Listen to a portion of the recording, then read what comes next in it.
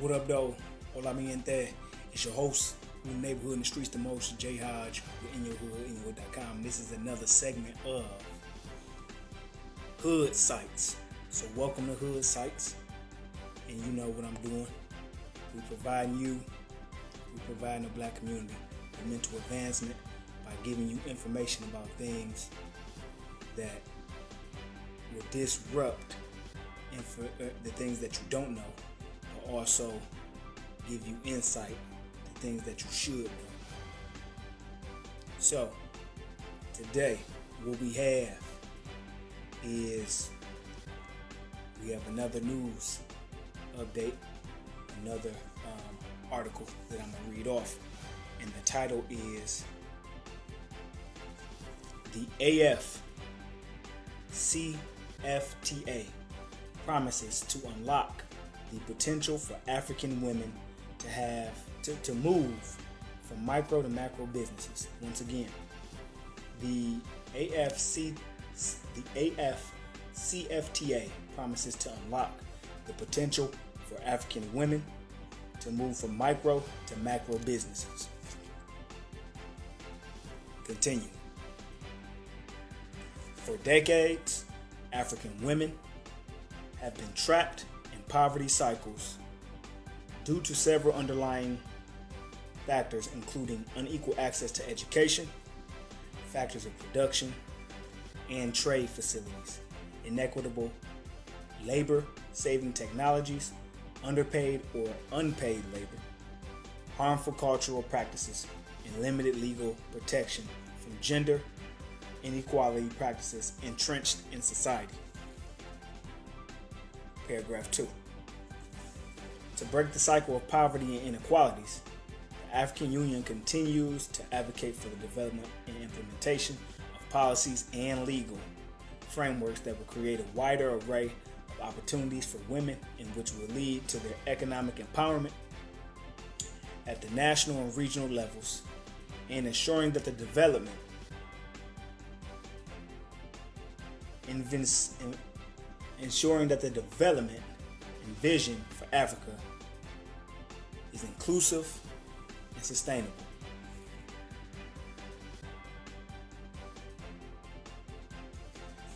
Next paragraph. With the launch of trading under the African Central Free Trade Area, AFCFTA, the African Continental Free Trade Area, known as the AFCFTA, in January 2021, the expectations are high as relates to the expanded business prospects for women-led business, which will unlock the potential for African women to grow their business from micro to macro enterprises. One more time. With the launch of trading under the African Continental Free Trade Area, the AFCFTA, in January 2021, the expectations are high as relates to the expanded business prospects for women-led business, which will unlock the potential for African women to grow their business from micro to macro enterprises.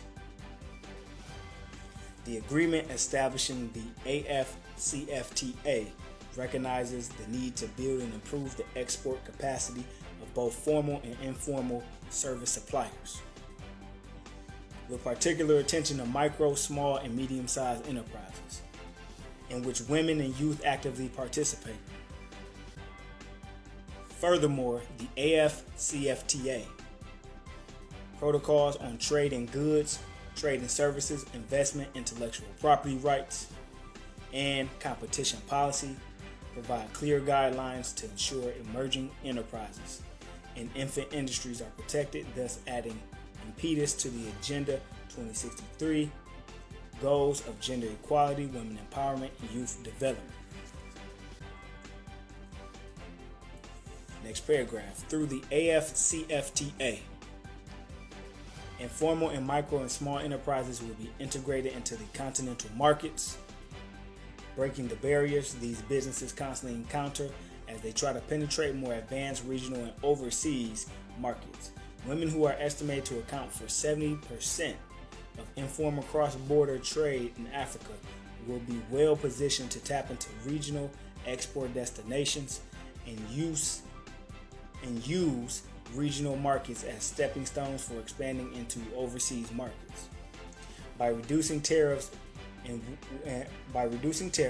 with simplified trading regimes for small traders, AFCFTA makes it more affordable for informal traders to operate through formal channels, which offer more protection by addressing the vulnerabilities women in cross-border trade often encounter, such as harassment, violence, confiscation of goods, and even imprisonment.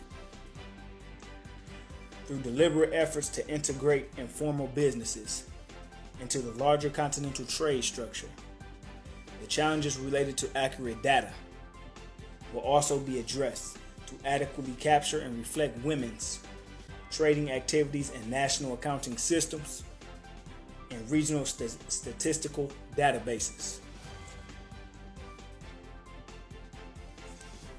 This is a quotation.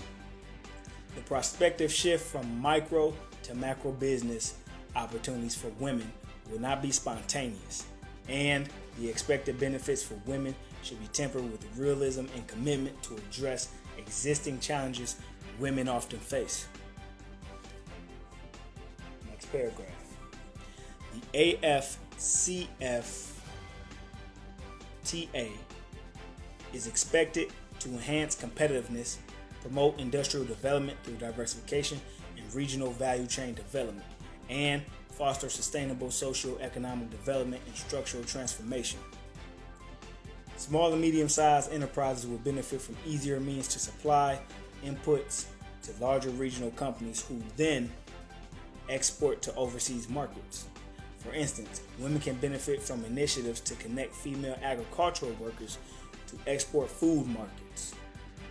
Regionally, there have been practical examples such as the preferential Southern African Customs Union trading regime, where before exporting cars overseas, large automobile manufacturers in South Africa sourced inputs, including leather for seats from Botswana and fabrics from Lesotho, enhancing the concept of value addition and boosting local manufacturing and industrialization.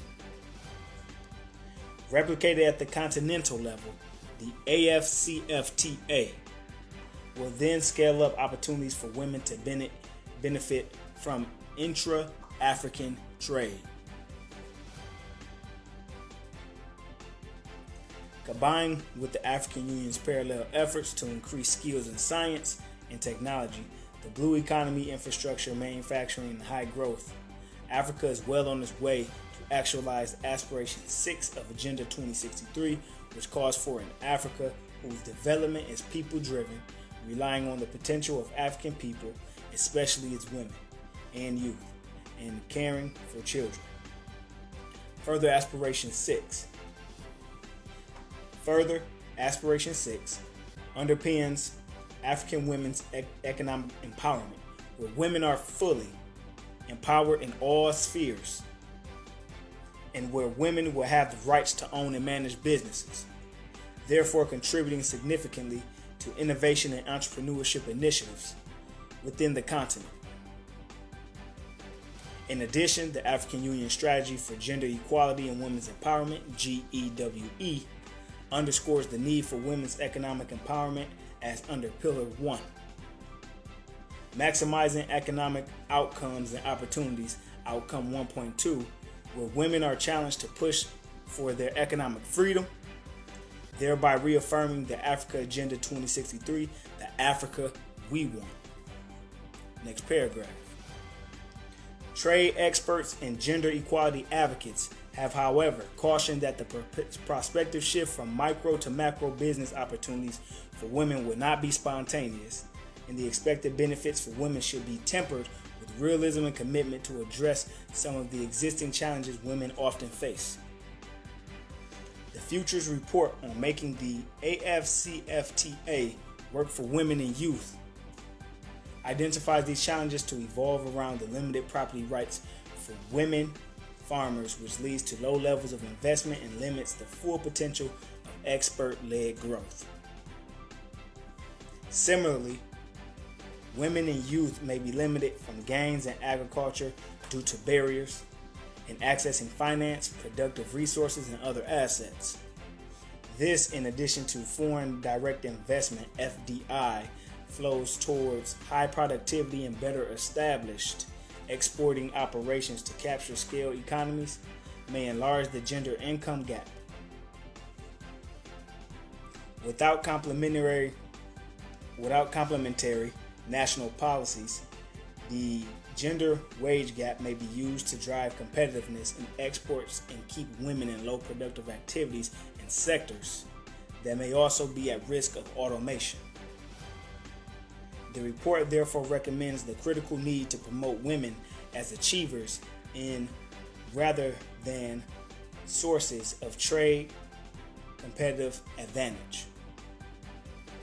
These issues could well be addressed and articulated in the proposed protocol on women in trade to ensure African women on the continent and those in the diaspora are at the center stage of the AFCFTA.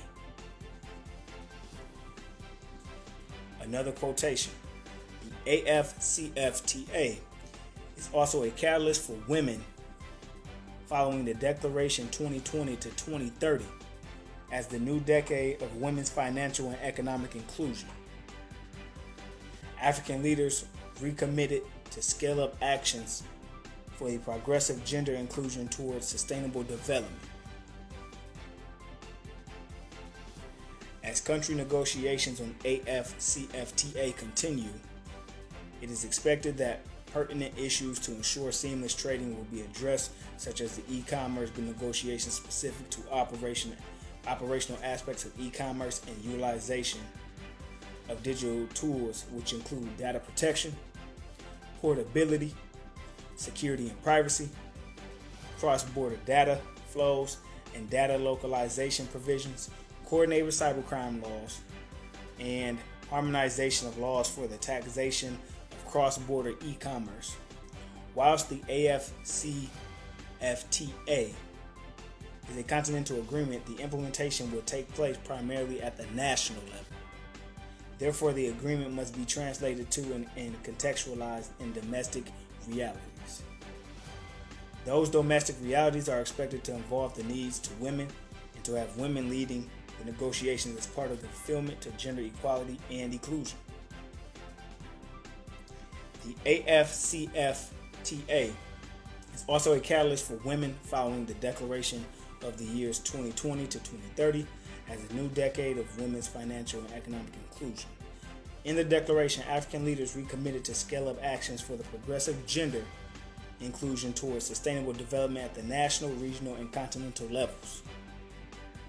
The exponential potential on the continent will not be realized in a vacuum, but through purposed, gender-sensitive economic policies, a sound business environment, and political commitment focused on gender mainstreaming in AFCFTA national strategies. The aspect of financial inclusion will ensure women who are commonly excluded from the formal financial sector, either because of their income level and volatility, location, type of activity, or level of financial literacy, benefit from strengthened financial services and capacity building. This will be especially useful for women living in rural areas and urban informal settlements to gain access to technology and to use it to increase productivity in all industrial sectors and benefit from tailor-made financial products such as the use of mobile money applications as a tool for expanding access to banking and finance that respond to the need for formal and reliable means to save, access, and borrow money. Correlated, the African Union Fund for African Women, FAW, is being converted into a trust fund for African women, TFAW, and it will be part of the concrete solutions that will be made available for women to realize economic justice and financial inclusion. Ending. In doing this, the efforts will be aligned to the African Union Strategy for Gender Equality and Women's Empowerment, GEWE, and the African Charter on the Rights of Women in Africa, which push for the inclusion of women in Africa's development agenda, and which recognize that the gender equality is a fundamental human right and an integral part of regional integration, economic growth, and social development. So that was a very informative news segment. Again, the title of this reading was the AFCFTA promises to unlock the potential for African women to move from micro to macro businesses. And we all know, not just here in America, not just in this country, in this land that we live, but globally, you have African descended and African descended black women, aka black women, who are suffering at the hands and are susceptible to inequalities in many different areas. It's not just financially, it's also educationally. And although